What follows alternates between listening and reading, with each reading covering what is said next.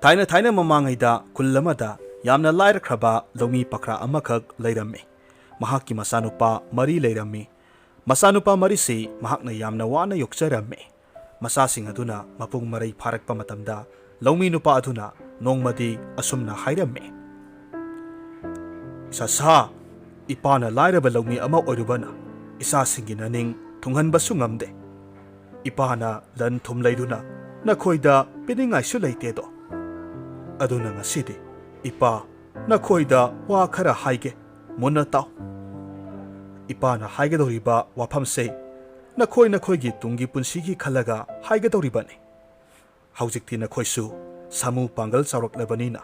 nangna thokpa nasana sagi sanajaba sinpham thijaduna hainenaba honajaro.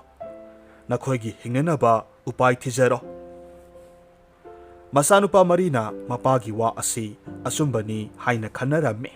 Maramaduna mathangi numita aikoi isagi pochai yomsinaduna laibak yenglurasi langphaida chatuna tamba yaba mahai natragana sinpham tamduna hingnanaba upai thirasi haina hainarami. Mathangi numita masanupa maridu potyomduna mapada bidai taurammi. Aduga masil manaw haunaduna lambida thoraklammi. Makoina asum lakpa matamda lamlong mga phangba mafam amada thunglammi. Mafam du yorabada khwaigi mayamba ahal aduna hairaklammi. Inausa aikhoi isil inaw mari mafam asida kainarasi. Aduga tongan balambi amamamda sanaduna aikhoi laibak yengnarasi. Ngasidagi sahi marigi matungda aikhoi amok mafam asida pungpham asimaktada amuk thengnarasi. Asumna hainaraduna masil manaw maridu tongan balambida sanakre. Mayamba ahalna asum lakpa matamda miyay sa labanupa ama thengnarami. Ngasita nauna lakpa misak ama oibaduda nupa aduna hairakki. Nupa masa nahakpu kadaiwayda satlibano? Kura ay thangnaba khuldagini.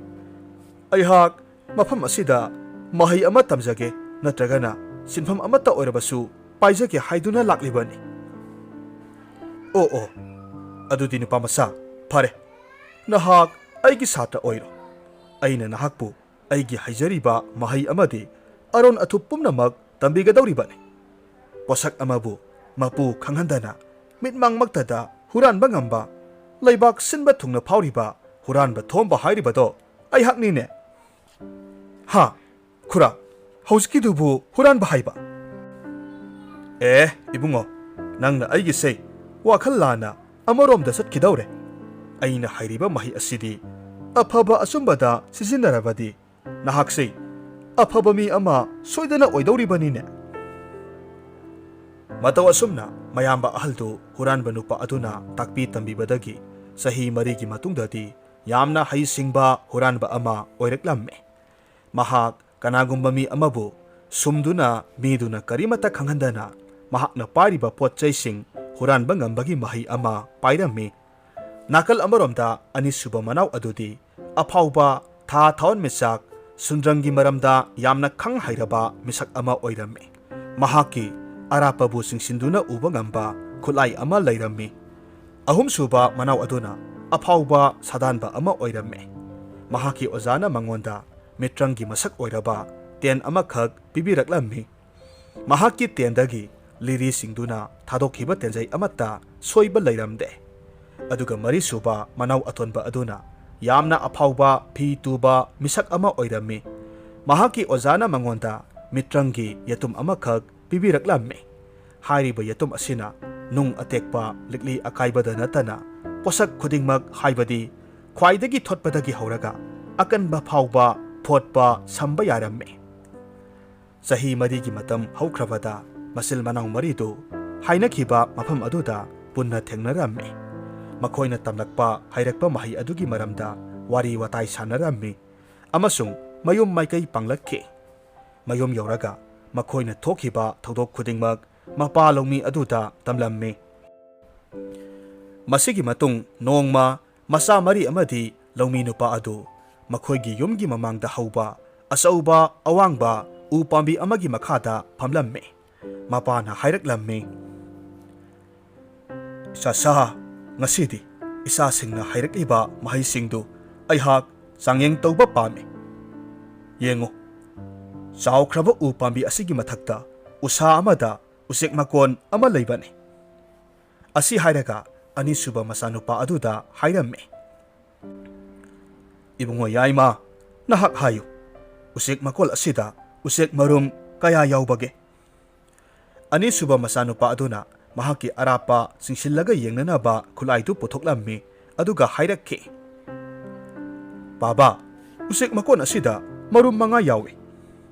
ꯂꯧꯃꯤꯗꯨꯅ ꯑꯃꯨꯛ ꯍꯥꯏꯔꯛꯂꯝꯃꯤ꯫ ꯏꯕꯨꯡꯉꯣ ꯑꯆꯧꯕ, ꯅꯍꯥꯛꯅ ꯎꯆꯦꯛ ꯃꯀꯣꯟ ꯑꯁꯤꯗ ꯃꯔꯨꯝ ꯀꯣꯜꯂꯤꯕ ꯃꯄꯤ ꯑꯁꯤ ꯈꯪꯍꯟꯕ ꯇꯧꯗꯅ ꯃꯔꯨꯝꯁꯤꯡ ꯑꯁꯦ ꯂꯧꯊꯔꯛꯎ꯫ ꯈꯨꯗꯛꯇ ꯃꯆꯥꯅꯨꯄꯥ ꯑꯍꯜꯗꯨ ꯎ ꯀꯥꯈꯤꯔꯝꯃꯤ ꯑꯗꯨꯒ ꯃꯔꯨꯝ ꯀꯣꯜꯂꯤꯕ ꯎꯆꯦꯛ ꯃꯄꯤꯗꯨ ꯈꯪꯍꯟꯕ ꯇꯧꯗꯅ ꯎꯆꯦꯛ ꯃꯔꯨꯝꯁꯤꯡꯗꯨ ꯂꯧꯊꯔꯛꯂꯝꯃꯤ꯫ ꯎꯆꯦꯛ ꯃꯔꯨꯝꯁꯤꯡꯗꯨ ꯄꯥꯏꯔꯒ ꯂꯧꯃꯤ ꯑꯗꯨꯅ ꯑꯍꯨꯝꯁꯨꯕ ꯃꯆꯥꯅꯨꯄꯥ ꯁꯥꯗꯥꯟꯕ ꯑꯗꯨꯗ ꯍꯥꯏꯔꯝꯃꯤ꯫ ꯏꯕꯨꯡꯉꯣ, ꯅꯍꯥꯛꯅ ꯃꯔꯨꯝꯁꯤꯡꯁꯦ ꯃꯤꯠꯅ ꯀꯨꯞꯄꯗ ꯑꯃꯨꯛꯇꯪꯗ ꯇꯪꯈꯥꯏ ꯇꯥꯍꯜꯂꯨ꯫ ꯃꯄꯥꯅ ꯍꯥꯏꯔꯤꯕ ꯑꯗꯨꯃꯛ ꯃꯆꯥꯅꯨꯄꯥ ꯁꯥꯗꯥꯟꯕ ꯑꯗꯨꯅ ꯄꯥꯡꯊꯣꯛꯂꯝꯃꯤ꯫ ꯃꯃꯩꯊꯪꯗ ꯃꯄꯥ ꯑꯗꯨꯅ ꯃꯆꯥꯅꯨꯄꯥ ꯑꯇꯣꯟꯕꯗ ꯍꯥꯏꯔꯛꯂꯝꯃꯤ꯫ ꯏꯆꯥꯇꯣꯝꯕ, ꯅꯍꯥꯛꯅ ꯀꯥꯏꯔꯕ ꯃꯔꯨꯝꯁꯤꯡꯁꯦ ꯀꯥꯏꯈ꯭ꯔꯦ ꯍꯥꯏꯕ ꯈꯪꯍꯟꯗꯅ ꯍꯥꯟꯅꯒꯨꯝꯅ ꯑꯃꯨꯛ ꯇꯥꯁꯤꯜꯍꯜꯂꯨ꯫ ꯃꯆꯥꯅꯨꯄꯥ ꯑꯇꯣꯟꯕ ꯐꯤ ꯇꯨꯕ ꯑꯗꯨꯅ ꯃꯍꯥꯛꯀꯤ ꯃꯤꯇ꯭ꯔꯪꯒꯤ ꯌꯦꯇꯨꯝ ꯑꯗꯨꯅ ꯎꯆꯦꯛ ꯃꯔꯨꯝꯁꯤꯡ ꯑꯗꯨ ꯍꯥꯟꯅꯒꯨꯝꯅ ꯑꯃꯨꯛ ꯇꯥꯏꯁꯤꯟꯅꯍꯜꯂꯝꯃꯤ꯫ ꯃꯇꯨꯡꯗ ꯃꯄꯥꯅ ꯃꯆꯥ ꯑꯍꯜ ꯑꯗꯨꯗ ꯎꯆꯦꯛ ꯃꯔꯨꯝꯁꯤꯡꯗꯨ ꯑꯃꯨꯛ ꯍꯟꯅ ꯎꯆꯦꯛ ꯃꯀꯣꯜꯗ ꯎꯆꯦꯛ ꯃꯄꯤ ꯈꯪꯍꯟꯗꯅ ꯊꯝꯍꯜꯂꯨꯔꯝꯃꯤ꯫ ꯅꯨꯃꯤꯠ ꯈꯔꯅꯤꯒꯤ ꯃꯇꯨꯡꯗ ꯎꯆꯦꯛ ꯃꯔꯨꯝꯁꯤꯡꯗꯨ ꯃꯆꯥ ꯑꯣꯜꯂꯦ꯫ ꯑꯗꯨꯕꯨ ꯎꯆꯦꯛ ꯃꯆꯥꯁꯤꯡ ꯑꯗꯨꯒꯤ ꯃꯉꯛꯁꯝꯗ ꯑꯉꯥꯡꯕ ꯃꯆꯨꯅ ꯏꯀꯣꯏ ꯀꯣꯏꯕ ꯂꯤꯛ ꯁꯤꯕꯒꯨꯝ ꯂꯥꯡꯂꯝꯃꯤ꯫ ꯃꯔꯝꯗꯤ ꯎꯆꯦꯛ ꯃꯔꯨꯝꯁꯤꯡꯗꯨ ꯐꯣꯠꯈꯤꯕ ꯃꯇꯝꯗ ꯂꯪ ꯑꯉꯥꯡꯕꯅ ꯐꯣꯠꯈꯤꯔꯝꯃꯤ꯫ ꯑꯗꯨꯕꯨ ꯁꯣꯏꯗ ꯉꯥꯝꯗꯅ ꯎꯆꯦꯛ ꯃꯆꯥ ꯑꯣꯜꯂꯕ ꯑꯗꯨꯗ ꯃꯄꯥ ꯂꯧꯃꯤꯗꯨ ꯃꯆꯥꯁꯤꯡꯒꯤ ꯍꯩꯁꯤꯡꯕ ꯑꯗꯨꯗ ꯄꯦꯟꯖꯔꯝꯃꯤ꯫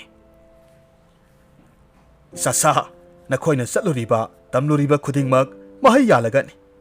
ꯃꯇꯝꯅ ꯅꯈꯣꯏꯒꯤꯁꯨ ꯑꯐꯕ ꯇꯥꯟꯖꯥ ꯄꯤꯔꯛꯄ ꯑꯣꯏꯁꯅꯨ꯫ ꯑꯁꯨꯝꯅ ꯃꯇꯝ ꯈꯔ ꯍꯧꯈ꯭ꯔꯦ꯫ ꯅꯣꯡꯃ ꯂꯩꯕꯥꯛ ꯑꯗꯨꯒꯤ ꯅꯤꯡꯊꯧꯒꯤ ꯄꯥꯎꯖꯦꯜ ꯑꯃ ꯂꯩꯕꯥꯛ ꯁꯤꯟꯕ ꯊꯨꯡꯅ ꯂꯥꯎꯊꯣꯛꯂꯝꯃꯤ꯫ ꯃꯗꯨꯗꯤ ꯅꯤꯡꯊꯧꯒꯤ ꯃꯆꯥꯅꯨꯄꯤ ꯁꯛꯍꯦꯟꯕꯤ ꯂꯩꯁꯥꯕꯤꯗꯨ ꯑꯉꯛꯄ ꯑꯆꯧꯕ ꯆꯤꯡꯂꯥꯏ ꯑꯃꯅ ꯐꯥꯗꯨꯅ ꯄꯨꯈ꯭ꯔꯦ꯫ ꯃꯐꯝ ꯈꯪꯗꯅ ꯃꯥꯡꯈ꯭ꯔꯦ꯫ ꯅꯤꯡꯊꯧ ꯃꯆꯥꯅꯨꯄꯤꯕꯨ ꯊꯤꯗꯨꯅ ꯄꯨꯔꯛꯄ ꯉꯝꯕ ꯃꯤꯗ ꯂꯩꯕꯥꯛ ꯇꯪꯈꯥꯏ ꯄꯤꯒꯅꯤ, ꯑꯗꯨꯒ ꯂꯣꯏꯅꯅ ꯅꯤꯡꯊꯧ ꯃꯆꯥꯅꯨꯄꯤ ꯑꯗꯨꯁꯨ ꯊꯥꯖꯒꯅꯤ ꯍꯥꯏꯕꯁꯤꯅꯤ꯫ ꯄꯥꯎꯖꯦꯜꯁꯤ ꯇꯥꯕꯗ ꯃꯆꯤꯜ ꯃꯅꯥꯎ ꯃꯔꯤꯗꯨ ꯋꯥꯔꯤ ꯁꯥꯅꯔꯝꯃꯤ ꯃꯗꯨꯗꯤ ꯑꯩꯈꯣꯏ ꯇꯥꯟꯖꯥ ꯑꯃ ꯌꯦꯡꯍꯧꯔꯁꯤ, ꯑꯩꯈꯣꯏꯒꯤ ꯇꯧꯕ ꯉꯝꯕ ꯃꯍꯩꯁꯤꯡ ꯑꯁꯤ ꯁꯤꯖꯤꯟꯅꯗꯨꯅ ꯅꯤꯡꯊꯧ ꯃꯆꯥꯅꯨꯄꯤ ꯑꯗꯨꯕꯨ ꯐꯪꯅꯅꯕ ꯊꯤꯗꯨꯅ ꯄꯨꯔꯛꯅꯕ ꯍꯣꯠꯅꯔꯁꯤ ꯍꯥꯏꯅꯔꯝꯃꯤ꯫ ꯑꯁꯨꯝꯅ ꯌꯥꯅꯔꯕ ꯃꯇꯨꯡꯗ ꯃꯅꯥꯎ ꯌꯥꯏꯃꯅ ꯃꯍꯥꯛꯀꯤ ꯑꯔꯥꯞꯄ ꯆꯤꯡꯁꯤꯟꯕꯒꯤ ꯈꯨꯠꯂꯥꯏ ꯁꯤꯖꯤꯟꯅꯗꯨꯅ ꯅꯤꯡꯊꯧ ꯃꯆꯥꯅꯨꯄꯤꯒꯤ ꯂꯩꯐꯝ ꯀꯣꯏꯊꯤ ꯊꯤꯔꯝꯃꯤ꯫ ꯃꯃꯩꯊꯪꯗ ꯃꯍꯥꯛꯅ ꯅꯤꯡꯊꯧ ꯃꯆꯥꯅꯨꯄꯤ ꯑꯗꯨ ꯎꯔꯝꯃꯤ꯫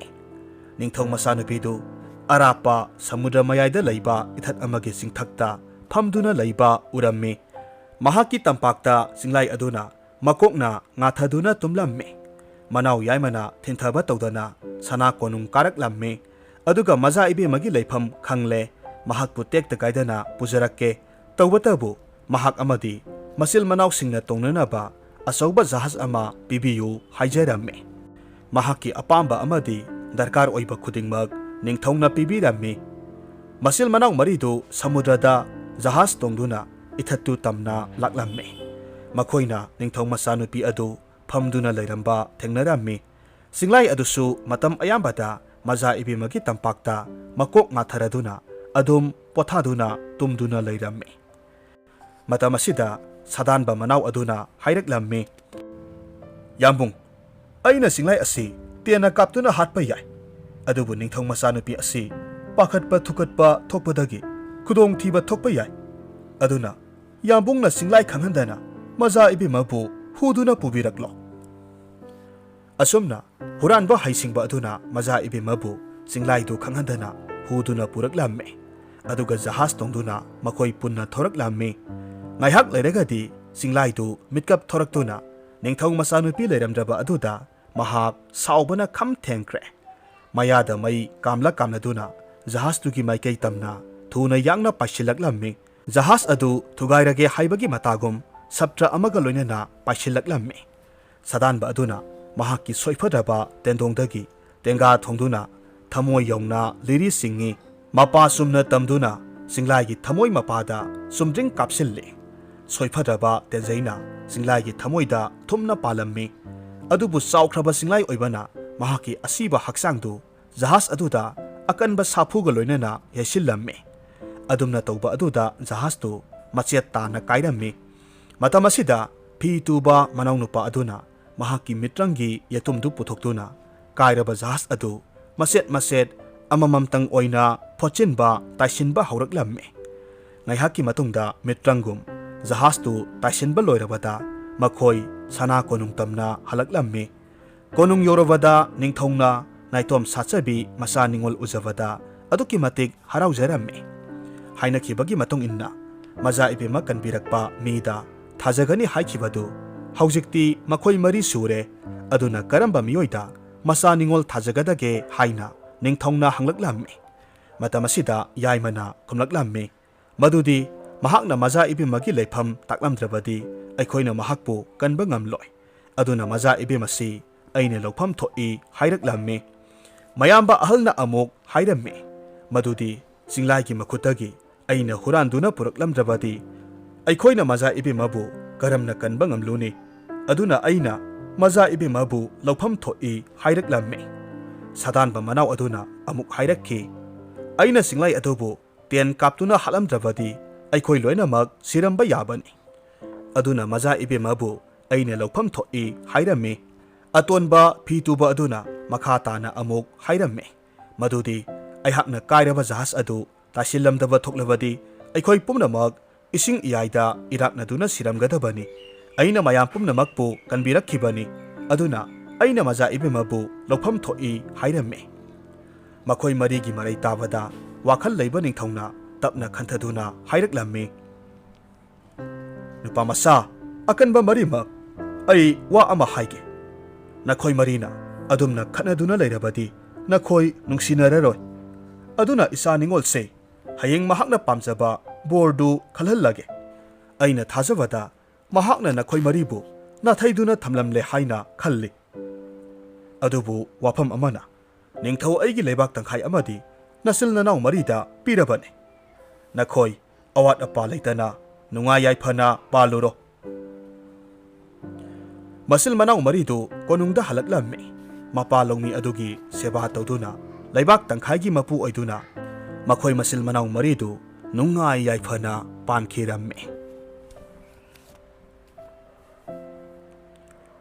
haujik amuk taminarasi nongthongbam Sri Biren Singhagi wari masa makhong sombidraba lei kalen thagi saraba nungsani numit chap yungba kalni thaurani ekasini hotel gi sakhumda khudai arangba asotpa ama thaduna nungsa khangna hipli sa thakpa mi marak ta sangla e thakpa loiraga adom masatki sak sanaba matam helakle adubo ekasini di sak sadri thongsu thongdri ekasini sahi kunmanga mukta ngairibi maung nahani jut chaba imungda leiduna matiksana set sarabadi pangpha phajagadaba sakni mapuroiba Krishna Chandraga makhoi ani hotel phamduna hingjari bani Krishna Chandradi ganja walani yu walani jwardasu makokni Krishna Chandra hotel phamba iyaw yawde mathauna sangdabana ahing phawba halaktabana anambani nupina paisa talaga mana ahing tumdana jwar thadoi yu thakto e Krishna Chandra na halaklaga ekasini da haire e saklamle saklorabra ekasini na asauba kaya phajinduna hai thongdri Krishna Chandra du brang sagat kiduna laura e kari asuk thenglaba phawba sak thongdriba kaidau leibage ekasini khangba ngamdraba male thingba ngamhodre kari thoena haja saribano ngarang numit chupama jwar sanarure sengmaru ama phawba thanamdana nupina kari sarini isana kari thaknini khangdana ahing hanjilaktana laithoklure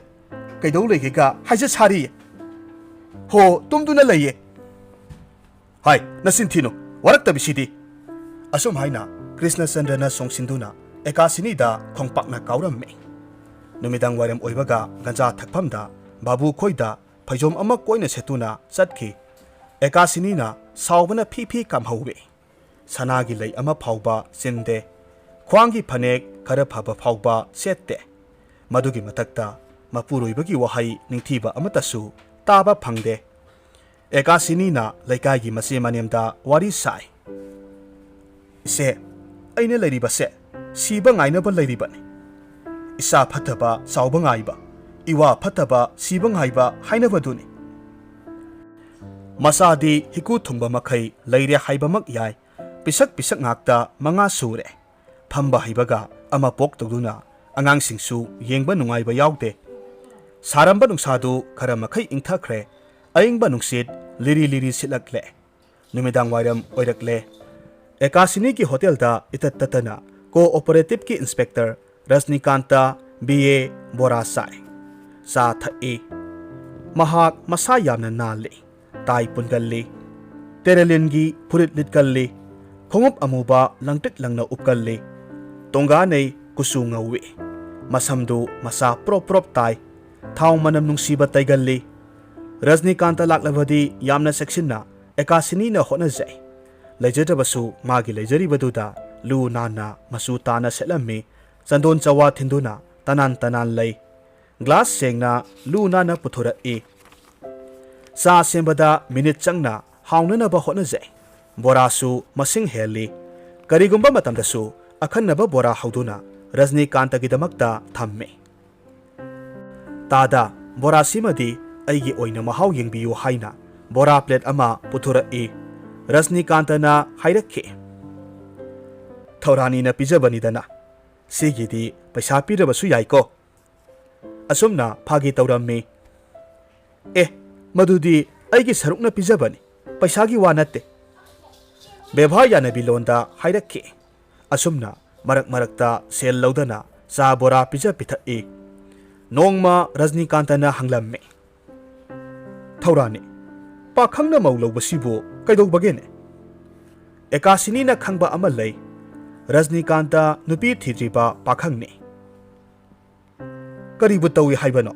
thaina dabu haibani haujikti panglauda launareda adudagidi amok Rajnikantana makha sathana hanglakhi aduga maitaina bamon lobasina kaidawi haibazano haujikti yamna launareda bamon haiba leibra maitai haiba leibra Thawai tanaraga loireda Bamon maseni maitai maseni haina dunabu aikhoigi sumna pangadabagi sarok apamba leinabanabu hena phaida Ekasinina thingbangam zara ngangtharamme adubu Ekasinidi Rajnikanta da direct yengbangam lamde luktharaga pangang nganglamba oiramle aiga hek langminaba masanoibado Bamon nupi ama Maungna ha ama selakle adugini aina hanglibase Ekasinina karigumbada haireklamme aina sida yom palaklibase ahallamangi athang inbani yomdabu handuna laininglabani kanadeda ai yomda handuna yomasa ama tongan saduna lairubana phagadaba male magi wataraga Rajnikantana haireklamme kaidonaragene Taunadaba laite itan talle asuk koirabase phanek ama phauba masana khangna thonde adugi sumathakta zwar sanabada aigi lei khuji pumnamak loirabani asuk oktobanu pasibu aikhoidi hayeng luhonglaga yamna thonbini cinema yengbaga su pubidoribani asumna Rajnikantana phagi tawramme Ekasinina complex amagi makhada haireklamme tadada leijaba nupidi maraibak yamna phagadori potnida laibak thiribadi aikhoidani aina khangba ama lei Thaurani Ekasinina migi mamangdadi Rajnikanta da tada kawi mi leitabadi namhai sijinnai mingau haibasisu yamna lui hainai khangde karamba Ekasinigi mingauno Makhoigi hotel da sanglakpa Rajnikanta bu masak khangba mi singda asumna wari sabasu tare ꯇꯥꯗ ꯔꯖꯅꯤꯁꯦ ꯂꯥꯏꯕꯛꯅ ꯇꯤꯟꯅꯕ ꯍꯥꯏꯕꯗꯨ ꯑꯣꯏꯔ ꯃꯥꯜꯂꯦ ꯃꯥꯅ ꯉꯥꯡꯕ ꯁꯛꯄꯁꯤ ꯑꯣꯟꯊꯣꯛꯅ ꯅꯨꯡꯉꯥꯏꯖꯈ꯭ꯔꯦ ꯇꯤꯟꯅꯕ ꯅꯨꯡꯉꯥꯏꯗꯧꯔꯤ ꯄꯣꯠꯅꯤ ꯃꯤ ꯑꯃꯅ ꯑꯃꯒꯤ ꯃꯔꯝꯗ ꯑꯐꯕ ꯑꯣꯏꯔꯕꯁꯨ ꯐꯠꯇꯕꯕꯨ ꯑꯣꯏꯔꯕꯁꯨ ꯉꯥꯡꯅꯔꯤꯕꯁꯤ ꯈꯔꯗꯪ ꯑꯣꯏꯔꯕꯁꯨ ꯃꯤꯗꯨꯒꯤ ꯃꯔꯝꯗ ꯏꯟꯇꯔꯦꯁ ꯂꯩꯗꯨꯅ ꯇꯧꯕꯅꯤ ꯍꯥꯏꯅꯩ ꯈꯪꯗꯦ ꯀꯔꯝꯕ ꯃꯈꯜꯒꯤ ꯑꯣꯏꯔꯤꯒꯕ ꯊꯥꯒꯠꯄꯒꯤ ꯃꯔꯝꯁꯨ ꯂꯩꯐꯝ ꯊꯣꯛꯏ ꯍꯥꯏꯅ ꯈꯜꯂꯤ ꯀꯔꯝꯕ ꯃꯔꯝ ꯑꯣꯏꯔꯤꯒꯕ ꯑꯩꯁꯨ ꯈꯟꯗꯕ ꯉꯝꯂꯛꯇꯦ ꯃꯁꯛ ꯈꯪꯗꯕ ꯏꯔꯥꯡ ꯑꯁꯤꯕꯨ ꯀꯂꯤꯗꯥꯁ ꯀꯕꯤꯒꯤ ꯅꯨꯄꯤꯒꯤ ꯏꯔꯥꯡꯗꯤ ꯅꯨꯡꯁꯤꯕꯒꯤ ꯈꯨꯗꯝꯅꯤ ꯍꯥꯏꯕꯗꯨ ꯑꯣꯏꯒꯗꯧꯔꯤꯕ꯭ꯔꯥ ꯑꯌꯨꯛ ꯅꯨꯡꯊꯤꯜꯒꯤ ꯂꯩꯃꯤꯟꯅꯔꯤꯕ ꯃꯄꯨꯔꯣꯏꯕꯕꯨ ꯑꯇꯣꯞꯄꯗ ꯇꯠꯇꯅ ꯍꯣꯜꯂꯤꯕꯁꯤ ꯀꯔꯤꯒꯤꯅꯣ ꯐꯔꯤꯕ꯭ꯔꯥ ꯃꯁꯤꯁꯨ ꯀ꯭ꯔꯤꯁꯅꯆꯟꯗ꯭ꯔꯒꯤ ꯃꯑꯣꯡꯗꯨꯇꯕꯨ ꯍꯥꯏꯖꯕꯅꯤ ꯃꯇꯝ ꯈꯔ ꯀ꯭ꯔꯤꯁꯅꯀꯥꯟꯇꯒ ꯑꯩꯒꯁꯨ ꯇꯤꯟꯅꯈꯤꯗ꯭ꯔꯦ ꯑꯩꯁꯨ ꯂꯋꯥꯏ ꯊꯋꯥꯏꯗ ꯆꯠꯊꯣꯛ ꯆꯠꯁꯤꯟ ꯇꯧꯕꯗꯒꯤ ꯌꯨꯝꯗ ꯀꯌꯥ ꯂꯩꯇꯦ ꯅꯣꯡꯃꯅꯤ ꯄꯥꯎꯗꯨ ꯇꯥꯕꯗ ꯊꯥꯖꯔꯝꯗꯦ ꯑꯩꯉꯣꯟꯗ ꯀꯅꯥꯅꯣꯝꯅ ꯇꯝꯂꯦ ꯅꯪꯒ ꯇꯤꯟꯅꯕ ꯔꯖꯅꯤꯀꯥꯟꯇꯗꯣ ꯀ꯭ꯔꯤꯁꯅꯆꯟꯗ꯭ꯔꯒꯤ ꯅꯨꯄꯤ ꯑꯦꯀꯥꯁꯤꯅꯤ ꯄꯨꯈ꯭ꯔꯦ ꯃꯄꯨꯔꯣꯏꯕꯗ ꯃꯃꯜ ꯂꯨꯄꯥ 15 ꯍꯟꯈ꯭ꯔꯦ ꯃꯆꯥꯗꯤ ꯑꯃꯠꯇ ꯄꯣꯛꯈꯤꯗꯦ ꯍꯧꯖꯤꯛ ꯑꯃꯨꯛ ꯇꯥꯃꯤꯟꯅꯔꯁꯤ ꯐꯨꯡꯒꯥ ꯋꯥꯔꯤ ꯀꯇꯟ ꯄꯟꯗꯤꯠ ꯊꯥꯏꯅ ꯃꯃꯥꯡꯉꯩꯗ ꯂꯩꯕꯥꯛ ꯑꯃꯗ ꯌꯥꯝꯅ ꯇꯟꯕ ꯃꯇꯨ 2 ꯂꯣꯟꯕ ꯅꯨꯄꯥ ꯑꯃ ꯂꯩꯔꯝꯃꯤ ꯇꯟꯕꯒꯤ ꯖꯥꯠꯇ ꯂꯝ ꯑꯗꯨꯗ ꯃꯥꯕꯨ ꯀꯇꯟ ꯍꯥꯏꯅ ꯈꯪꯅꯩ ꯊꯕꯛ ꯑꯃꯠꯇ ꯁꯨꯅꯤꯡꯗꯦ ꯑꯍꯥꯎꯕꯗꯤ ꯆꯥꯒꯜꯂꯤ ꯃꯥꯒꯤ ꯅꯨꯄꯤ ꯑꯅꯤꯅ ꯊꯕꯛ ꯋꯥꯅ ꯁꯨ ꯅꯣꯝꯂꯒ ꯅꯨꯄꯥꯁꯤꯕꯨ ꯊꯥꯛꯏ ꯅꯨꯄꯤ ꯑꯅꯤꯗꯨꯅ ꯅꯣꯡꯃꯗꯤ ꯅꯨꯄꯥ ꯑꯁꯤꯕꯨ ꯂꯧꯕꯨꯛꯇ ꯁꯟꯄꯣꯠ ꯈꯣꯏꯔꯨꯁꯤ ꯍꯥꯏꯗꯨꯅ ꯄꯨꯔꯛꯂꯝꯃꯤ ꯅꯨꯄꯤ ꯑꯅꯤꯅ ꯁꯟꯗ ꯂꯥꯡꯒꯣꯟꯗꯨ ꯄꯥꯟꯁꯤꯟꯕꯤꯔꯝꯂꯕ ꯃꯇꯨꯡ ꯁꯟꯄꯣꯠ ꯈꯣꯏꯔꯝꯃꯨ ꯑꯩꯈꯣꯏ ꯆꯥꯅ ꯊꯛꯅꯅꯕ ꯊꯣꯡ ꯊꯥꯛꯂꯨꯒꯦ ꯃꯗꯨꯒ ꯄꯨꯔꯛꯀꯦ ꯍꯥꯏꯔꯝꯂꯒ ꯃꯌꯨꯝꯗ ꯂꯥꯛꯂꯝꯃꯤ ꯅꯨꯄꯤ ꯑꯅꯤꯗꯨꯅ ꯍꯦꯛ ꯆꯠꯈꯤꯕꯒꯗꯤ ꯀꯇꯟꯗꯨ ꯂꯩꯕꯨꯡ ꯑꯃꯗ ꯀꯥꯈꯠꯂꯒ ꯍꯤꯞꯂꯒ ꯂꯩꯔꯝꯃꯤ ꯁꯟ ꯑꯅꯤꯗꯨꯁꯨ ꯂꯥꯡꯒꯣꯜ ꯊꯥꯗꯔꯒ ꯂꯧꯕꯨꯛ ꯃꯁꯤ ꯑꯃꯗ ꯁꯖꯤꯛ ꯆꯥꯔꯝꯃꯤ ꯀꯇꯟꯒꯤ ꯂꯧꯒ ꯊꯪꯅꯕ ꯄꯥꯝꯐꯦꯜ ꯍꯨꯟꯕ ꯂꯧꯕꯨꯛ ꯑꯃꯒꯤ ꯃꯅꯥꯛꯇ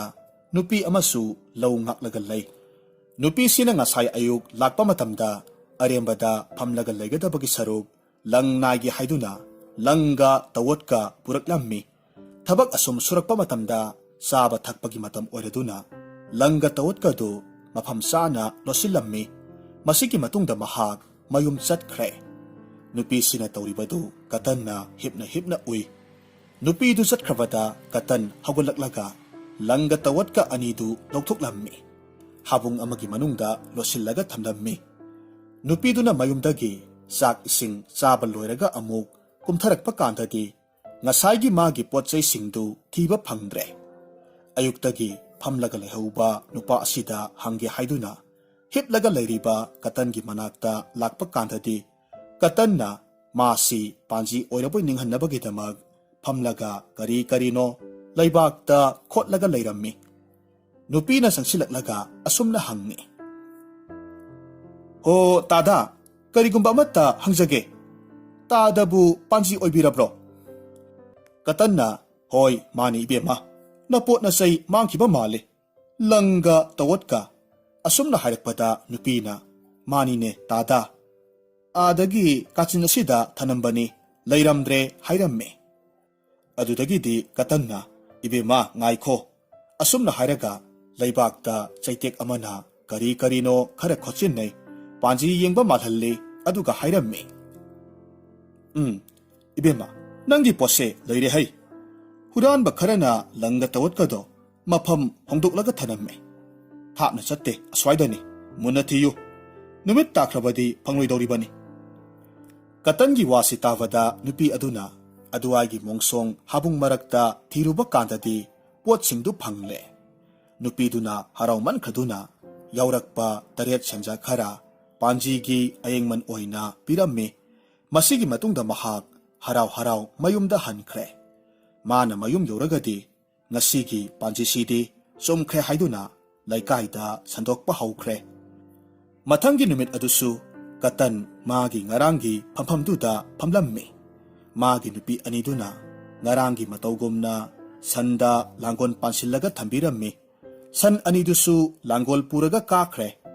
ꯑꯁꯨꯝꯅ ꯀꯇꯟꯅ ꯐꯝꯂꯒ ꯂꯩꯔꯤꯉꯩ lau lonabagi laupuna sampot khoiba loiraba matung nungtil amuk laknabagidamag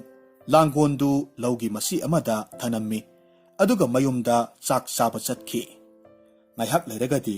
katanna magi phamhamdagi hawgalaklaga langgondu laurure aduga manak nakpa pukhri amada thadarammi aduga amuk magi hanagi phamhamduda phamlammi laupuduna sak ising saba loiraba matung halakpa kandadi mana thanamba langgondu leiramdre phana yamna thiba taragasu phangdre adudagidi ngasaidagi phamhauba nupa asida hange haiduna katangi manakta lakpa kandadi katanna adomna lakpiribasi langol mangkhibagi oirigani ai panjini ai loinamak khangi adomgi lokphamgi mamangda lairiba pukhri aduda thibiyu soidanamak phangani haujikmak thihaudragadi phanglaroi asumna haibadagi nupadu prap chatkre pukhri dugi ising manungda kumtharaga thiba kandadi langgondu leiramle lokpudu harauman khaduna masada yauba tarek sanja khara panjigi ayengman oina pirammi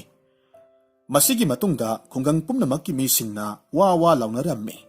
mabu ahiba pandit panjini haina khangnakhre katan pandit ki warisi mathang asum sandokhibadagi leibak wangma lankhre karisu haitaba katandu mabudi marausing leibagi mapana afauba panji oikhi wafamsi leibak tugi ningthaugi nakong yaurakhi matam khara leiragadi katanna leiriba leibaksi nong tadabana ising phangaktabadagi leibaksi laikhak chatuna mi sa usek thawai panba pumnamak wabana kham thengnare ningthongna leibaki maiba maibi akhang ahi kaya marum kokhatlaga haikat leikat tohanbadasu kanaba amata phangdre ningthongna katan pandit ki wasi tavadagi mabu konungda pukhalaknabagidamak manai tharaklammi wafam pumnamak mayek sengna tarvada katandu pakhatpana loire haisu haitana thok tauraga pandit sarubara haibabu leibak ningthaugi chairak chaitheng phangba taredo asumna khalaga lakliba ningthaugi manai singda ai hayengmak soidanamak laksarage ngasimakti fijet phirolsi kaya jukot chadre haisinaraga leihauramme ningthong manai singdu chatkhre katangi nupi anidudi mawana konung kagadawri haibasida haraubagi ngamkhai laikhidre mathangi ayukta katangi nupi anina sak ising thong thakpa loiraduna makhoigi nupadu pija pithak tawrammi areiba fijet leiteng selhan ilanduna konung ka khinabagidamak thaurang taure katandu pana khudap chauna saraga phampham phakta phamlaga khongsanabagi sem sari kari karam thoklaga ba haiduna asum leiringai sida matamdi haujin khibana katan chattaba yaraktabadagi konungi damak khongsan khre katanna konung tana asum lakpa matamda waman khibadagi lambida ngaihak potharammi mana asum potharaga leiringai leitangai marakta hangoi mama masa anikhak wari sanabadu hek tarammi hangoi masana mamada hairami ima leibaksi nong tadre miyamsi yamna wanare nong tahanba ngamba mi ningthongna koithi thiri haina tai masibu chumba jatla masagi wasitawada mamana khummi tining tijasanu nong tahanba ngamba makoi kanagi matik leiba pot natte ima isatanadi ngamgadabane madu tawada masana hamlakhi ima isanadi kamaina ngamgadawriba mamana khommi ima isagi iun anise khoktuklaga punggi maru manaw oina tinglaba imagi na maruda aduga isagi na manawda maru ngakta yeiragana nong tagadawribane manaw ngakta yeiragana nong hangdawribane maru manaw anidi punna yaiphade karigumba yaiba taragadi leibak ningthau miwa maisha langadawribane awa ana tagadawribane hangoi mama masagi warisi taruba kanda katan nungaibana haifam khangkhidre asa yamna saure aina aduk waruribadudi laina tamba ama lakledana he lai ibungo faidako nahakse asumna haiduna laibu thaga charaga laitangai maraktagi hangoi mama masadu pharaga purakle katan pandit ningthogi konung yaurakle mabu ubada ningthogi minai misal pumnamakna pandit lakle haiduna irang langnei taram oktuna ningthaugi loisangda pusille katan pandit na ningthau amadi tilamliba angam athau pumnamak khurumjaraga hairammi iningthau ibungo nanai waram pumnamak tajare taibang panba asibu sembiriba ibungo mabu khurumjaraga nanaina lebak ningthaugi awaba nong tadribasi tahanba ngambra haibadu amuktang yengjage hayengsi konunggi kangjibungda mathak kuppa sagai amatang sahanbiyu asumna hairammi mathanggi numitta konunggi kangjibungda sagai amakhak sauna sare mathaksu ningthina kuple angakpa thodoksi yengnabagi-damak kangjibungdu mina sona tille ningthau maharani amadi angam athau suna tille katan pandit sagai mathakta kakhre utong ahoba amada hangoi mawul anidu khoktoklaga maru manau oina tinglaga maruda amuktang dong yaibabu khanghaudana nong khangta taraklammi asumna ngaihak taraba matungda katanna manauda amuk yaiba kandadi taramliba nongsingdu khanghang hangkhre nungsa khangsa saraklammi angakpa thodoksi uba matamda miyam pumnamakna katan panditpu thagatnakhi asumna ising phangdadana leiramba leibaktu nong tahanba ngamba panditki mafamda ningthauna penbiraduna leibak tangkhai amasu pirammi konunggi pandit achauba oiraga